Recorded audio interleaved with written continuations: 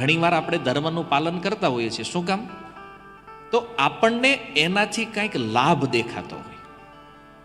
આજે લોકો ધર્મને માને છે. કેમ કે જો આપણે ધર્મ કરશું ને તો ધન મળશે, જો આપણે ધર્મ કરશું ને તો છોકરા હારા થાય, જો આપણે ધર્મ કરશું ને તો સમાજમાં આપણું નામ સારું થાય. કેમ?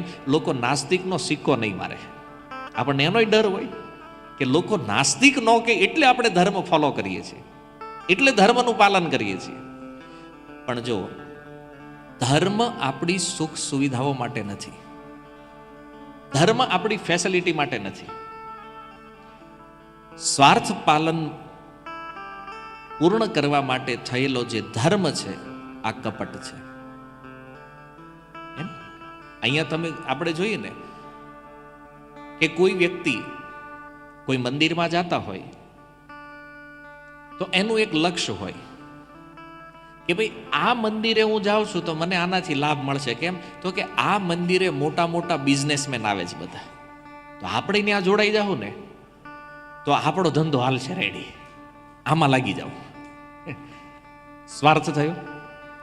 ક્યાંક ક્યાંક આપણને સુવિધા બહુ સારી મળતી હોય કે જો ભાઈ આપણે તો ઓલા મંદિરે જ આવીને 5000 માણા લાઈનમાં ઊભું હોય બહાર, પણ આપણે જ આવી એટલે રૂમ આપણને પહેલા મળી જાય. હવે આપણી રૂમની બાલ્કનીમાં ઊભા ઊભા જોતા હોય, બિચારા બધા રૂમ હાટું આટા મારતા હોય, તો આપણને તો એમ થાય ને કે નહીં, આપણા માટે સારું છે. આપણો સ્વાર્થ આવ્યો એમાં. કોઈ વ્યક્તિ ધર્મનું પાલન એટલા માટે કરતા હોય કે ચાલો ભાઈ ધર્મમાં રહેવું પડશે. કેમ? કારણ કે આપણા દાદાએ માનતા હતા, આપણા પિતાજી માનતા હતા, પેઢીઓ દર હાલ્યું આવે છે, માની લઈએ. થોડું ખબર નથી કાંઈ, પણ ઓલું હાલ્યું આવે છે તો કરવું પડે. ભાઈ અમારો ધર્મ આ છે. મૂળ વાત એ છે કે ધર્મની વ્યાખ્યા પ્રાય કોઈ જાણતું નથી. કોઈને પણ પૂછો ડેફિનેશન શું છે ધર્મની, અહીંયા જ કદાચ આપણે સર્વે કરાવી, બધા નોટ પેન આપી દો ભાઈ લખવામાં ધર્મ શું છે, લગભગ બધાની વ્યાખ્યા જુદી જુદી આવશે. બધાનો પોતપોતાનો એક ધર્મ છે સેટ થયેલો. પણ એક પ્રશ્ન પોતાને એ પૂછવાનો છે કે આપણે જેને ધર્મ માનીએ છીએ એ આપણી સ્વાર્થ પૂર્તિ માટે છે કે આત્મકલ્યાણ માટે છે? આ ધર્મનું પ્રયોજન શું છે?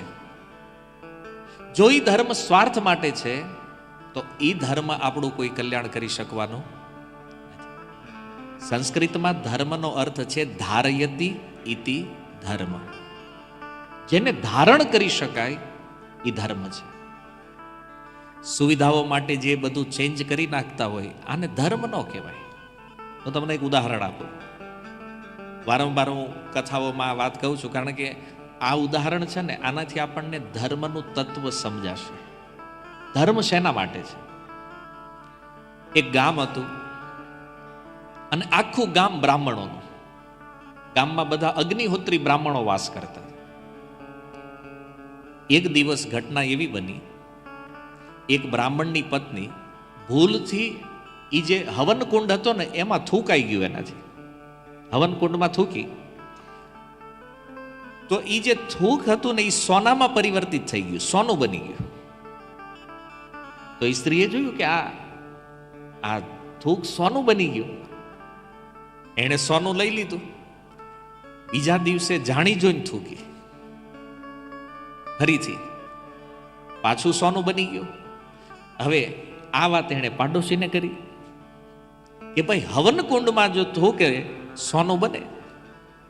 એણે ચાલુ કર્યું. એણે એના પાડોશીને વાત કરી અને આમ કરતા કરતા આખા ગામમાં ફેલાઈ ગયું કે ભાઈ હવનકુંડમાં થૂકવાથી સોનું મળે. અને પછી તો નવી નવી સાડીઓ, નવા નવા ઘરેણા અને બધી બાયુના વજન વધી ગયા. બધું ટીપ ટોપ એકદમ. પણ એક પતિવ્રતા સ્ત્રી હતી. એણે એના પતિને જઈને પૂછ્યું કે હું આમાં થૂકું હવનકુંડમાં? તો એના પતિએ કીધું જો આ વેદ મર્યાદાની વિરુદ્ધ છે. હવનકુંડમાં થૂકવું એ પાપ છે, આ કરાય નહીં. કારણ કે વેદ આની આજ્ઞા નથી આપતું. આ વેદ મર્યાદા વિપરીત છે. હવે એ સ્ત્રીએ પતિની આજ્ઞા માનવી જ રહી, પતિવ્રતા છે. અને એ બિચારી દિવસે દિવસે હુકાવા માંડી. કારણ કે ઓલી બધી તૈયાર થઈને ફરે એકદમ, અને આને બિચારીને કાંઈ મળે નહીં. અને મનમાં વિચારે કે આ ધર્મનું પાલન કરીને શું મળ્યું આપણને? આ ધર્મ કરવામાં આપણે આઈના રહી ગયા વાહે. તો પતિને લાગ્યું કે આમ નામ રહે ને તો આ ઓગળી જાય, હે આ રોટલા ઘડે એવું કોઈ રહે નહીં. એટલે એણે નક્કી કર્યું કે આપણે આ ગામમાં રહેવું નથી. પોતાનો ઘર વખરીનો સામાન બળદગાડામાં ભર્યો અને ગામથી જેવા નીકળ્યા, ગામના પાદર બહાર જેવા નીકળ્યા ને આખું ગામ જાણે બોમ્બ વિસ્ફોટ થયો હોય ને એમ અગ્નિની જ્વાળાઓમાં માંડ્યું બળવા. ત્યારે એની પત્નીએ પૂછ્યું કે આવું કેમ થયું? તો કે આ બધા લોકોએ પોતાના ધર્મનો ત્યાગ કર્યો છે અને આપણે પોતાના ધર્મમાં સ્થિત રહ્યા. જ્યાં સુધી આપણે એ ગામમાં હતા ને ત્યાં સુધી આ ગામ સુરક્ષિત હતું. એમ આપણે જે શહેરમાં રહેતા હોય, જે ગામમાં, એમાં કોઈ એક વ્યક્તિ એવો હોય જે ધર્મને ધારણ કરીને રાખ્યો હોય, કદાચ એના કારણે આપણે બધા સુરક્ષિત બેઠા હોય, જેણે ધર્મ ધારણ કર્યો છે. અને જ્યારે એ નીકળી ગયા, આપણને કોઈ નહીં બચાવી શકે. ધર્મ જે છે ને એ આપણી રક્ષા કરે છે. જો સોનાની લાલચમાં એ બધી સ્ત્રીઓએ અને એ બધા બ્રાહ્મણોએ પોતાના ધર્મનો ત્યાગ કરી દીધો. એમ આપણે તે ક્યાંક એવું લાગે કે હાલો થોડાક પૈસા મળે એમ છે. બધાને ખબર છે કે દારૂ ધંધામાં પૈસા હારા, માંસ વેચવામાં પૈસા હારા. આજે લોકો વિદેશની અંદર આ બધા ધંધા કરે છે. દારૂ પણ વેચે છે, માંસ પણ વેચે છે, અને ભારતમાંય થાય છે, ન કેવલ વિદેશની વાત. આપણા શહેરોમાંય તે આપણા ભાઈઓ આ કરી રહ્યા છે. તો આનો વિક્રય જે છે આ વેદ મર્યાદાની વિરુદ્ધ છે. જે શાસ્ત્ર આપણને અનુમતિ નથી આપતું એવા કોઈ પણ કામમાં આપણે લાગ્યા છીએ અને આપણને એવું લાગે છે કે આપણે બહુ બુદ્ધિમાન છીએ, પછી ગમે એટલું તિલક કરતા હોય, માળા પહેરતા હોય, આપણો ધર્મ ભ્રષ્ટ થઈ ચૂક્યો છે. વાત સમજે? ધનની લાલચમાં આપણે ધર્મનો ત્યાગ કર્યો છે. માછલી વેચીને પૈસા આવે, આપણા પૂર્વજોને જ ખબર પડતી, એને શું કામ ન કર્યું?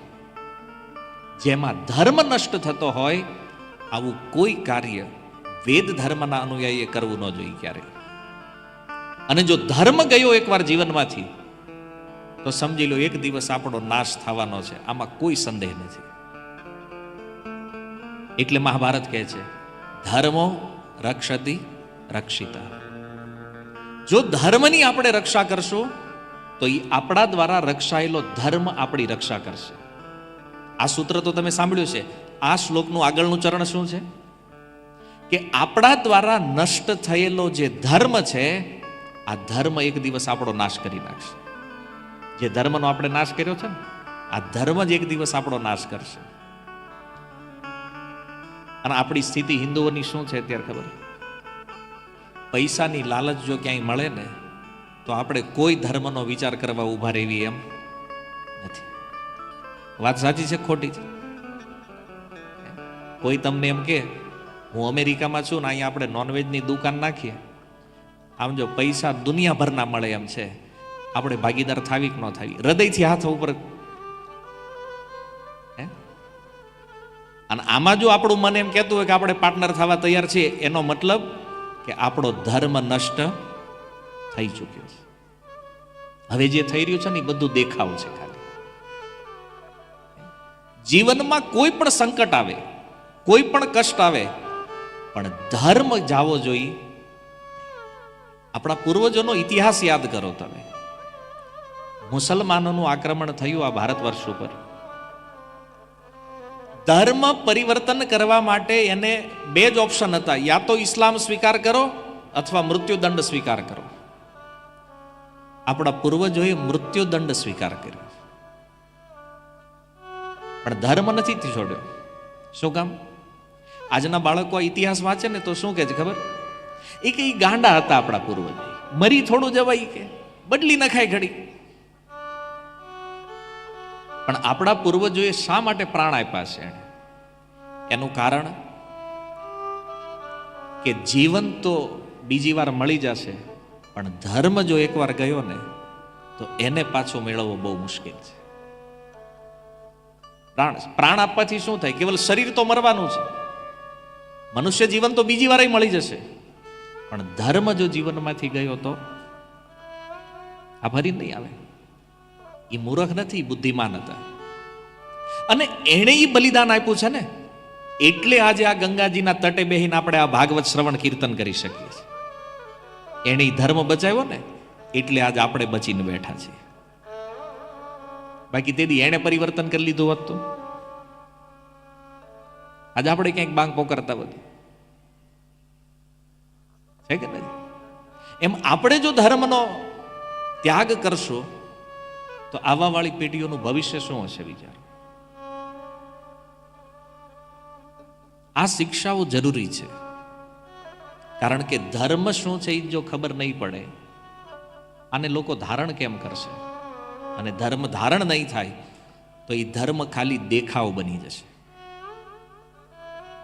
આપણે ખાલી એવું માનશું કે નહીં અમે ભક્ત છીએ દેખાવના, બાકી જ્યાં કોમ્પ્રોમાઇઝ કરવું પડે ત્યાં કરી નાખીએ છીએ. આપણે સગવડિયો ધર્મ ચાલુ કર્યો છે. આપણને જે ફેસિલિટેડ હોય ને એ આપણે કરવા માંગીએ છીએ. આ ધર્મ નથી, ઇન્દ્રિય તૃપ્તિ છે. ધર્મ એ છે જેના માટે પ્રાણ આપવો પડે ને તો પણ વ્યક્તિ તૈયાર છે. આને ધર્મ કહેવાય છે. અને બાકી જ્યાં આપણું કપટ છે, જ્યાં લાલચ છે, ધર્મ છે જ નહીં. ધર્મ જીવનનો સાર છે. અને એટલે શાસ્ત્ર કહે છે ધર્મેણ હીના પશુવીર સમાના. જેના જીવનમાં ધર્મ નથી ને એમાં અને પશુમાં કોઈ અંતર નથી. ઓલા 4 પગવાળા છે, આ 2 પગવાળા છે પશુ. કોઈ મનુષ્ય ક્યારે બને? જ્યારે વ્યાસદેવ કહે ધર્મો હિ એકો અધિક વિશેષ. જ્યારે એના જીવનમાં ધર્મ આવે છે ત્યારે એ મનુષ્યત્વને પ્રાપ્ત કરે, ત્યારે એ મનુષ્ય બને છે. તો વ્યાસ ભગવાન કહે છે કે મેં આ કપટ ધર્મ જે છે, કપટ ધર્મ એટલે માની લ્યો તમે કોઈ પુરાણ વાંચો ને એમાં લખ્યું હોય કે તમે આ કર્મ કરશો ને તો તમે સ્વર્ગ પ્રાપ્ત કરશો, તો એ કપટ છે. કારણ કે તમને એ ખબર નથી કે ચાલો સ્વર્ગલોક તો પહોંચી ગયા, પછી ગીતામાં ભગવાન કહે છે ક્ષીણે પુણ્ય મૃત્યુ લોકે વિશંતિ. જ્યારે ત્યાં તમારા પુણ્યનું બેલેન્સ પૂરું થાય ને ફરીથી આ જન્મ મરણના પ્રવાહમાં ઉતરવું પડશે. સ્વર્ગ જવાનો અર્થ મુક્તિ નથી, જન્મ મરણના પ્રવાહમાં રહેવું પડે છે પાછું. તોય આપણે બધા શું લખીએ છીએ? સ્વર્ગવાસ. હકીકત આ ન લખવું જોઈએ. ફોટો જે આપણે પિતૃઓનો બનાવીએ છીએ ને ભગવાનના ધામનું લખો, સાકેતવાસ લખો, ગોલોકવાસ લખો, એને ભગવાનના ધામ વૈકુંઠવાસ લખો. સ્વર્ગવાસ એ પૂર્વજોનું અપમાન કરવા જેવું છે. તો વાસ્તવમાં આપણને આ જાણકારી નથી, પણ લાલચ. માની લો કોઈ શાસ્ત્રમાં આપણને વાંચવા મળે કે આ યજ્ઞ કરશો ને તો તમે ધનવાન થઈ જાઓ, કરશે કે નહીં લોકો? પણ એ ધન મળ્યા પછી શું? જો એ ભજન નહીં કરે તો પાછો જન્મ મરણના પ્રવાહમાં ફસાઈ જશે.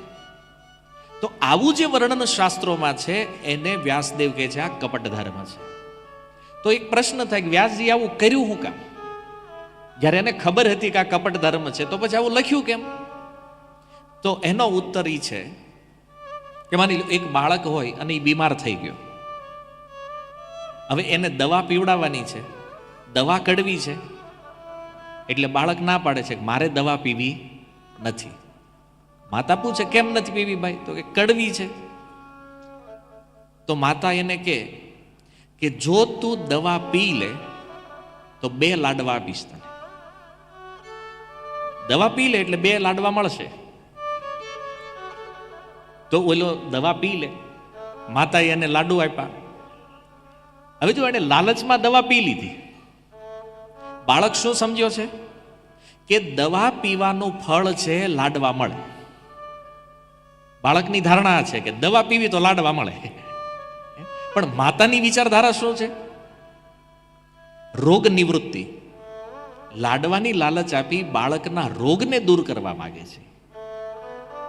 એમ આપણે પણ એ સમજવું પડશે કે ધર્મની અંદર જે લાલચ છે એ રોગનો વધારો કરે, અને ધર્મનું મૂળ, ધર્મનું તત્વ યદિ કોઈ જાણે તો એ વ્યક્તિને રોગથી મુક્ત કરે. માતા જાણે છે કે દવા પીવાનું ફળ રોગની નિવૃત્તિ છે, રોગથી મુક્ત થવું એ છે. અને એટલા માટે જે લોકો આ સંસારમાં ધર્મના ફળને લાડવા માને છે કે હારું લાડવા મળે ને એ ધર્મનું ફળ છે, અને લોકોની વિચારધારા એ છે કે જો આપણે ધર્મ કરશું તો આપણે બહુ સુખી રહેશું, સંપન્ન રહેશું, આપણે કાંઈ વાંધો નહીં આવે, આવું બધું માનતા હોય લોકો. આ છે ધર્મના ફળને લાડવા માનવા.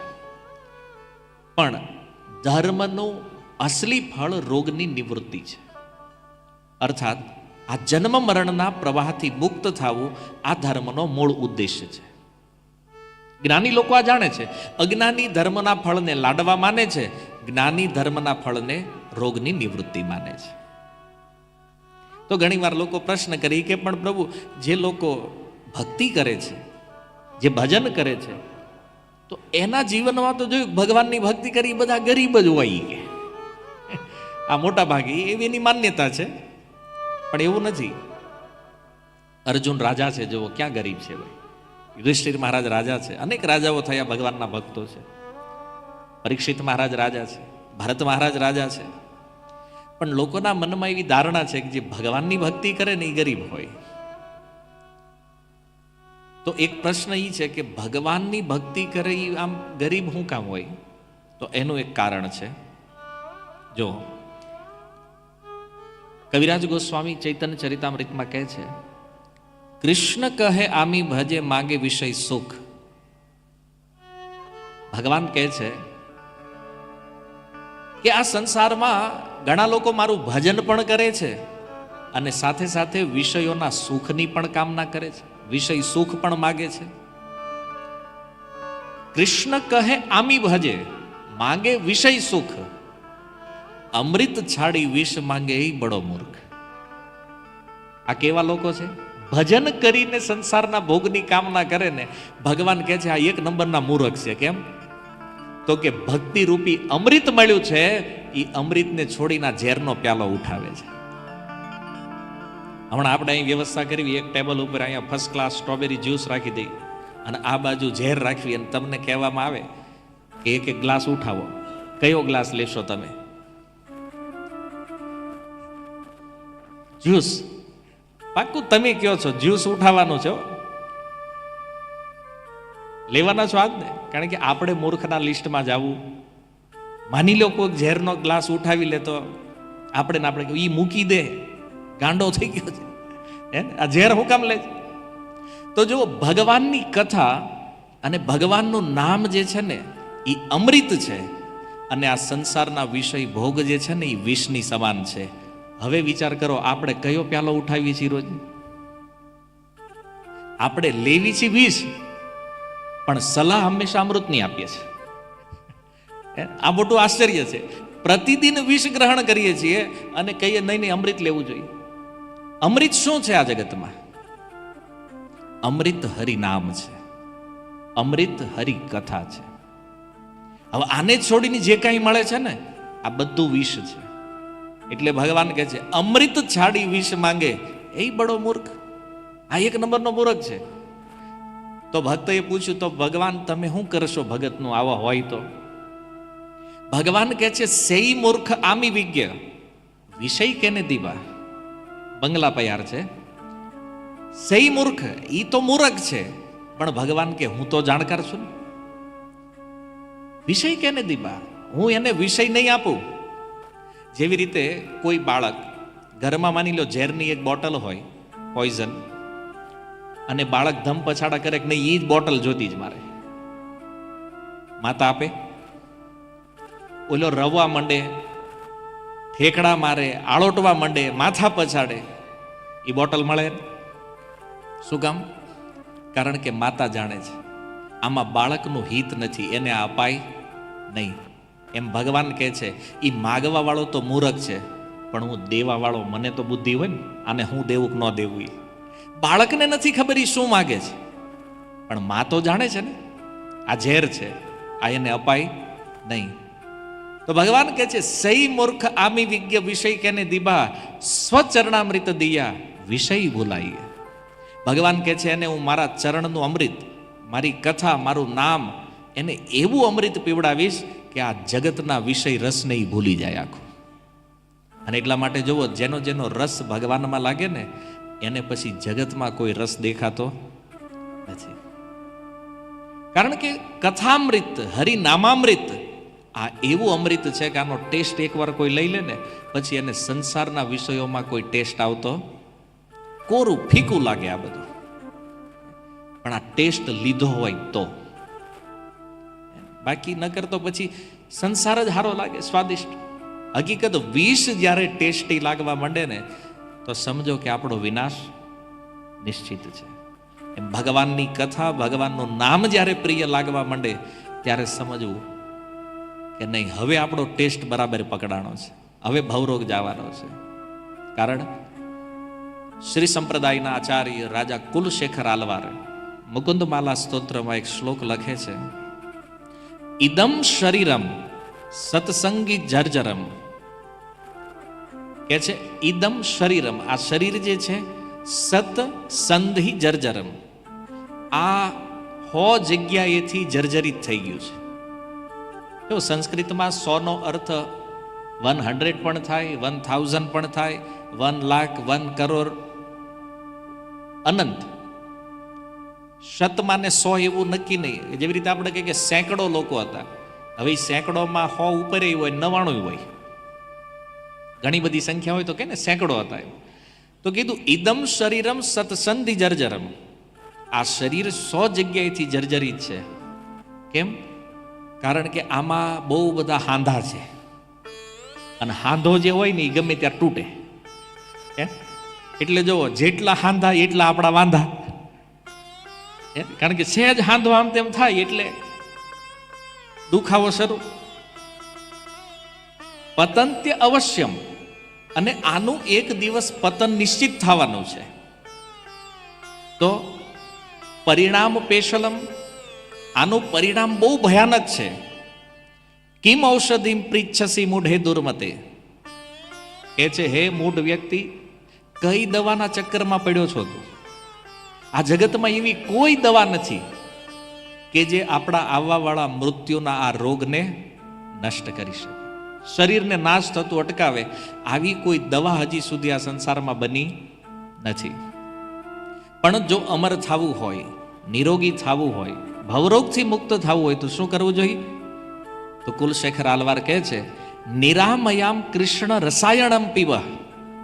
તો નિત્ય નિરોગ કરવા વાળું આ જે કૃષ્ણ રસાયણ છે, કૃષ્ણ કથા રસાયણ જે છે, પીબ, આને પીતા રહ્યો, આનું પાન કરતા રહ્યો.